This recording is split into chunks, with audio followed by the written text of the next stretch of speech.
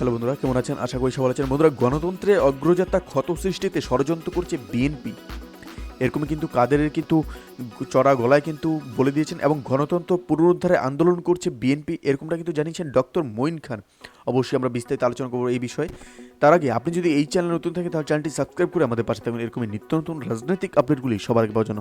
তাহলে চলুন বন্ধুরা, শুরু করা যাক। নির্বাচন পরবর্তী সরকার গঠন ও নতুন সরকারের পথে চলার পরে আবারও নানা আলোচনা শুরু হয়েছে রাজনীতির মাঠে। আওয়ামী লীগ সরকার বিভিন্ন মন্ত্রী এমপিরা বিভিন্ন প্রোগ্রামে বিএনপির রাজনীতির সমালোচনার পাশাপাশি অভিযোগের তীরেও ছুটছেন তাদের দিকে। পিছিয়ে নেই বিএনপির নেতারাও। আজ সোমবার রাজধানী ঢাকার ধানমন্ডিতে আওয়ামী লীগ সভাপতির রাজনৈতিক কার্যালয়ে সংবাদ সম্মেলন করেন দলের সাধারণ সম্পাদক আবেদুল কাদের। তিনি অভিযোগ করে বলেন, গণতন্ত্রের অগ্রযাত্রার ক্ষত সৃষ্টি করতে ষড়যন্ত্র করছে বিএনপি। আওয়ামী লীগ গণতন্ত্রকে প্রাতিষ্ঠানিক রূপ দিয়েছে জানিয়ে তিনি বলেন, বিএনপির হুমকি ধুমকিতে কারো কোনো ভ্রুক্ষেপ নেই। রাজপথেই তাদের সকল সন্ত্রাসের জবাব দেওয়া হবে। এ সময় তিনি বলেন, আওয়ামী লীগ জন্মলগ্ন থেকেই গণতন্ত্র রক্ষায় আন্দোলন সংগ্রাম করে আসছে। আগামীতে তার রক্ষায় সজাগ থাকতে দলের নেতাকর্মীদের প্রতি আহ্বান জানান দলের সাধারণ সম্পাদক।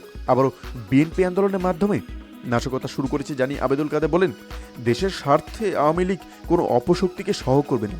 এছাড়া নেতৃত্বের ব্যর্থতার জন্য আগামী 5 বছর বিএনপির অফিস কালো পতাকায় ঢেকে রাখা উচিত বলেও মন্তব্য করেন আওয়ামী লীগের সাধারণ সম্পাদক।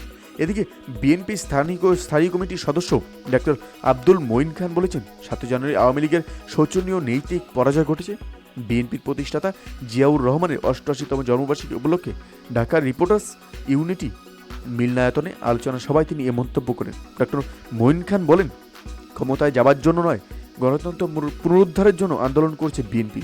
তিনি জানান, ভোটের অধিকার ফিরিয়ে না আনা পর্যন্ত রাজপথে থাকবে বিএনপির নেতাকর্মীরা। সো বন্ধুরা, এই ছিল আমাদের একটা ছোট্ট আপডেট যেটি আপনাদের সামনে তুলে ধরলাম। অবশ্যই এই আপডেট সম্পর্কে আপনার কি মতামত সেটি আমাদের কমেন্টে জানাতে বলবেন না। ভালো থাকবেন, সুস্থ থাকবেন, ধন্যবাদ। দেখা হচ্ছে পরবর্তী নতুন একটি কোনো ভিডিওতে। আপনি কোথা থেকে দেখছেন সেটিও আমাদের কমেন্টে জানাতে ভুলবেন না।